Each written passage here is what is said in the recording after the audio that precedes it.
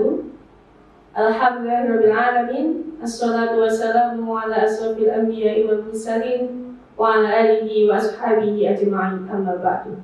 Puji syukur kehadirat Allah Subhanahu wa taala yang telah memberikan kita nikmat iman, nikmat Islam, nikmat kesehatan, sehingga kita masih diberi kesempatan untuk bisa berpuasa di bulan Ramadan yang penuh dengan keberkahan ini. Salawat serta salam semoga tetap tercurahkan kepada junjungan kita Nabi besar Muhammad SAW, kepada keluarganya, kepada sahabatnya, dan para pengikutnya hingga akhir zaman. Bagaimana kabarnya anak-anak? Semoga selalu dalam kesehatan dan dilindungi oleh Allah Subhanahu wa taala. Pada tahun ini SMP Muhammadiyah 10 Sidoarjo akan mengadakan Darul Arqam dan Baitul Arqam secara online. Karena pada tahun ini kita belum bisa berjumpa bersama di sekolahan. Oleh karena itu Ustadz dan Ustadzah akan membantu dan memantau anak-anak untuk mengikuti kegiatan Pondok Ramadan ini melalui online. Pada kesempatan tahun ini kita akan membahas tentang kemuhammadiyaan, fikih akikoh, adab makan dan minum, dan Al-Quran dan tajwid. Semoga anak-anak dapat mengambil ilmu yang bermanfaat dari apa yang disampaikan oleh Ustadz dan Ustadzah nanti. Sekian, selamat mengikuti Baitul Arqam dan Darul Arqam di tahun ini. Nun wal qalami wa ma yasturun. Assalamualaikum warahmatullahi wabarakatuh. Bismillahirrahmanirrahim. Assalamualaikum warahmatullahi wabarakatuh. Alhamdulillah, assalatu wassalamu ala rasulillah wa ala alihi wa sahbihi wa mawala amma ba'du. Anak-anakku kelas 7 dan 8 SMP Muhammadiyah 10 Sidoarjo, alhamdulillah hari ini kita bisa bertemu dalam kondisi meskipun di rumah saja. Nah, ini adalah banyak hikmah yang bisa kita ambil. Yang pertama, kita bisa 100% kumpul dengan keluarga yang selama ini mungkin banyak orang tua yang jarang pulang ke rumah, anaknya tidur, orang tua baru datang, anaknya belum bangun, orang tua baru berangkat. Jadi kita bisa ambil hikmahnya dan kita akan menghadapi ini dengan semangat, karena iman seseorang itu ketika kuat, maka imun seseorang akan kuat. Karena virus corona ini tergantung dengan imun seseorang. Ketika imunnya lemah, maka gampang untuk virus corona ini masuk ke dalam tubuh kita. Maka kita tetap optimis, tetap jalankan protokol kesehatan sesuai dengan prosedurnya, dan kita bisa hidup sehat. Dan ini adalah bagian daripada hikmah di tengah wabah virus corona ini. Baik anak-anakku kelas 7 dan 8 yang berbahagia, untuk hari ini kita akan mempelajari bersama tentang materi yaitu akikoh. Nah, akikoh ini menurut para ulama banyak diperdebatkan dalam hal bagaimana nanti waktu akhir akan saya jawab pertanyaan-pertanyaan dari anak-anak, dan kita akan masuk materi. Marilah kita mulai materi akikoh ini dengan bersama membaca basmalah. Bismillahirrahmanirrahim. Akikoh, hadis tentang akikoh bahwasanya Rasulullah Shallallahu Alaihi Wasallam bersabda, kulla gulamin rohina bi akikotihi tubbahu anhu yauma sabihi wa yukhlaqu wa yusammai kullu gulamin rohina bi akikotihi tubbahu anhu yauma sabiin wa yukhlaqu wa yusamma. Jadi setiap bayi itu tergadai dengan akikohnya, disembelih kambing pada hari ke-7, dicukur dan diberi nama. Jadi ini hadis yang mana hadis ini akan berlaku hukum akikoh. Terus bagaimana hukum akikoh? Ya, hukum akikah ini banyak dari orang-orang yang mungkin ya mensalah kaprahkan. Ada yang mengatakan hukum akikah ini wajib harus dilakukan, padahal hukum akikah ini sesuai dengan hadis itu adalah hukumnya sunnah, ya, sunnah muakkad, sunnah yang ditekankan untuk dilaksanakan.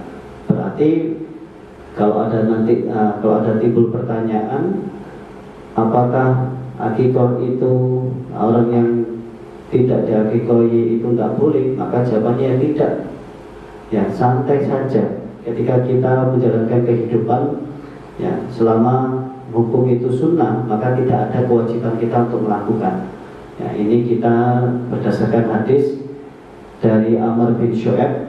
Ya, qala Rasulullah sallallahu alaihi wasallam, man ahabba minkum an yansuka an waladihi falyaf'an anil gulam syatani wa mukafaitani wa anil jariyah syat. Yang artinya, barang siapa di antara kalian yang ingin menyembelih kambing. Nah, maka para ulama ini sepakat dengan kalimat garis bawahi di sini, ingin menyembelih kambing, bukan ya untuk wajib melakukan akikah, enggak. Tapi yang ingin menyembelih kambing, maka untuk laki-laki itu 2 kambing dan untuk perempuan 1 kambing. Nah, ini dalil yang kita bisa pegang. Ya, hadisnya diriwayatkan oleh Ahmad, Nasai, Abu Dawud dan sanadnya hasan, sehingga kita bisa mempertanggungjawabkan itu. Kalau ada yang tanya nanti saudara-saudara kita, loh terus saya gimana, nasib saya gimana, dulu saya nggak tahu saya ini sudah diakikahi apa belum, maka kita jawab, Pak, Bu, wahai teman-temanku, hukum akikah itu sunnah. Ya, jadi tidak ada berlakunya kewajiban untuk akikah ini. Selanjutnya, pelaksanaannya kapan? Ya, pelaksanaan akikah ini sesuai dengan sunnah. Ya, dari Samurah bin Jundab, Rasulullah bersabda, ya, kullu gulamin rohina bi akikati tubbahu anhu yauma sabi wa yahluku wa yusamma. Ya. Maka akikah ini dilaksanakan kapan sunnahnya? Dilaksanakan di hari ke-7. Hari ini lahir, dihitung 7 hari, maka hari ke-7-nya itu diadakan kegiatan diadakan akikah. Terus timbul lagi mungkin pertanyaan dari saudara-saudara. Apa pertanyaannya? Apakah orang itu melaksanakan akikah harus ada kajiannya, harus ada doa-doanya, ada terbangannya, ada sambutan-sambutannya, ada yasinannya mungkin? Apakah ada yang seperti itu? Ingat, ya, pada zaman Nabi waktu itu akikah itu hanya yang menyembelih kambing saja atau domba. Setelah disembelih itu langsung dibagikan. Jadi tidak ada kegiatan-kegiatan seperti mengumpulkan saudara, kemudian ada acara sakral memotong rambut di depan banyak orang, atau ada kegiatan apa, itu tidak. Maksudnya pada zaman Nabi intinya ya seperti itu saja. Jadi pelaksanaannya di hari ke-7. Terus ada mungkin perkembangan pertanyaan, kalau nggak bisa di hari 7, ya sekali lagi akikah itu adalah hukumnya sunnah. Maka kita itu tidak boleh membelenggunya dengan mewajibkan dan lain sebagainya. Malah takutnya itu salah kaprah dan malah itu tidak boleh. Yang sunnah malah dibuat wajib, padahal kan hukumnya sunnah. Maka ada pula hadis yang menyampaikan, ya, riwayatnya Baihaqi, hari ke-7, hari ke-14 atau ke-21. Ya, intinya kita apa sih wujud dari akikah itu? Yang pertama, sebagai rasa syukur kita kepada Allah karena kita punya anak. Jadi rasa syukurnya apa? Ya kita dengan menyembelih kambing, itu yang pertama. Yang kedua, hakikat dari akikah itu intinya ya bahwasanya akikah itu berasal dari kata akun. Ya, akun itu apa? Memotong. Ya, memotong yang jelek-jelek. Ya, sehingga kalau orang atau anak yang durhaka kepada orang tuanya masuk bab dalam fikihnya disebut uququl walidain, ya, durhaka anak kepada orang tua. Maka akikoh ini berasal dari kata akun, sehingga akun itu apa? Akun itu yang memotong, yang dipotong apa? Sifat hewani yang ada pada anak, itu yang diharapkan dari akikoh, sehingga tidak ada sifat hewani dalam diri anak pada waktu usia dininya. Jadi intinya seperti itu. Maka kalau orang pun yang nggak bisa atau nggak mampu untuk membeli 2 kambing ataupun 1 kambing, maka ya tidak masalah, dan itu tidak ada kaitannya. Bahkan ada yang orang yang bertanya bahwasanya apakah ada hubungannya akikoh ini nanti di surga, apakah doa pun bisa nyambung ke orang tua, kan tergadaikan. Jawabannya ini adalah sunnah, jadi tidak perlu membebani orang. Bayangkan kalau orang itu nggak mampu, terus terbebani hidupnya sehingga dia stres memikirkan anaknya belum diakikoi, pinjam-pinjam, sehingga itu menjerat, itu malah bahkan itu bisa menjatuh kepada mendolimi diri sendiri. Ya, maka kita dilarang untuk mendolimi diri sendiri. Kalau sudah tidak bisa atau kurang mampu, ya itu santai saja. Akan tetapi bagi orang yang mampu, kalau 7 hari mampu, ngapain ditunda 21 hari, 14 hari? Ya, kalau mampu ya langsung dilakukan, karena itu lebih sunnahnya di hari ke-7. Karena hadisnya tadi yang berkenaan dengan pelaksanaannya.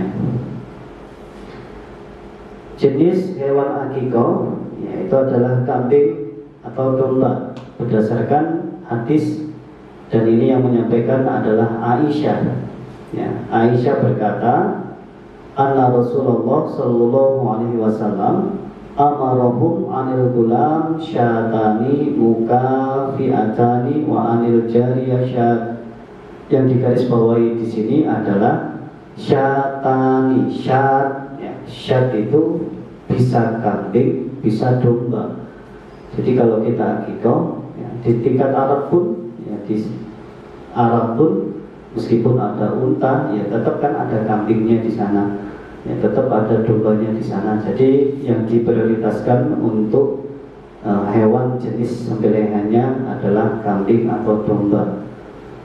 Ya, kemudian jumlah hewan akikoh, ya, berapa jumlahnya? Ya ini juga berdasarkan hadis bahwasanya ya Rasulullah Shallallahu Alaihi Wasallam bersabda, yang artinya bahwasanya menyembelih kambing bagi laki-laki itu 2 dan perempuan 1 kambing. Ya, kemudian apa yang dilakukan? Dibagikannya itu setelah akikoh dan pada kondisi itu kalau bisa sudah masak, bukan tidak masak. Maksudnya dalam kondisi mentah. Jadi ketika di akikoh ini kalau bisa sudah menjadi makanan yang masak. Ya, sehingga ya, dalam akikoh ini ya, kita intinya syaratnya tadi 1, ya hukumnya sunnah. Ya, yang kedua kita melakukan di hari ke-7 itu yang sunnah yang paling dianjurkan. Kalaupun tidak bisa ya tidak masalah. Ya, jatuhnya sedekah atau jatuhnya apa, semuanya bisa dilakukan. Ya, yang penting niatnya untuk mensyukuri nikmat Allah atas kelahiran anak kita. Yang ketiga jenis hewannya kambing atau domba. Yang keempat, ya berapa jumlah hewannya? 2 kambing untuk laki-laki, 1 kambing untuk perempuan. Dan yang kelima, kalau bisa hidangan yang dihidangkan itu masak, ya, bukan bahan yang mentah atau daging yang mentah, tapi sudah masak dan dibagikan kepada sekelilingnya. Mungkin itu saja. Dan ini ada pertanyaan dari ya anak-anak yang mewakili dari kelas 7 dan kelas 8. Dan pertanyaan ini yang saya baca bagus-bagus, sehingga mungkin bisa mewakili dari teman-teman semuanya, baik kelas 7 dan kelas 8 yang mau bertanya. Pertanyaan yang pertama dari Delov SC. Ya, siapa Delov SC? Ya, pokoknya anak VOC yang bernama di Instagramnya Delov SC. Pertanyaannya, jika ada seorang mu'alaf, apakah tetap harus diakikoi? Nah, Rasulullah itu kapan akikahnya? Rasulullah pun mengakikoi diri sendiri ketika Rasulullah pada masa sudah masuk usia 40 tahun diangkat menjadi nabi. Kemudian Rasulullah mengakikoi sendiri. Apakah ya orang ini yang sudah mu'alaf harus tetap diakikoi? Jawabannya ya boleh diakikoi, boleh tidak. Ya, karena ini kembali lagi sifatnya adalah sunnah. Pertanyaan kedua,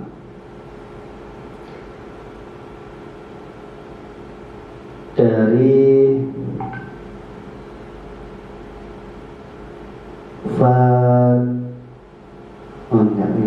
Laila Amirah apakah melaksanakan akikah lebih utama atau bersedekah seharga hewan akikah tersebut? Ya, apakah melaksanakan akikah lebih utama? Iya, jelas ini menjadi prioritas utama karena ini yang disunahkan Nabi. Maka kalau kita ada sunnah terus ada amalan soleh yang lainnya, ya ayo kita jalankan yang sunnah. Karena sunnah Nabi ini terkait akikah sesuai dengan waktu yang sudah ditentukan. Ya, kalaupun lebih itu jatuhnya sedekah atau bahasanya akikah, itu pun ya tergantung pada niat kita, dan itu bisa jadi juga disebut akikah, ya bisa jadi disebut sedekah. Jadi kita tidak usah memusingkan masalah itu.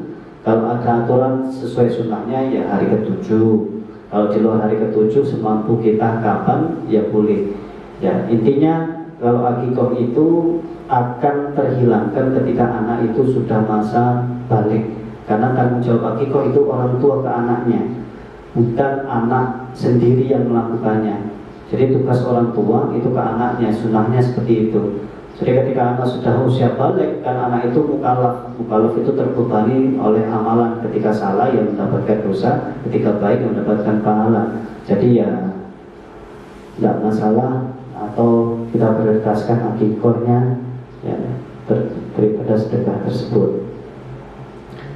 Yang terakhir, yang pertanyaan dari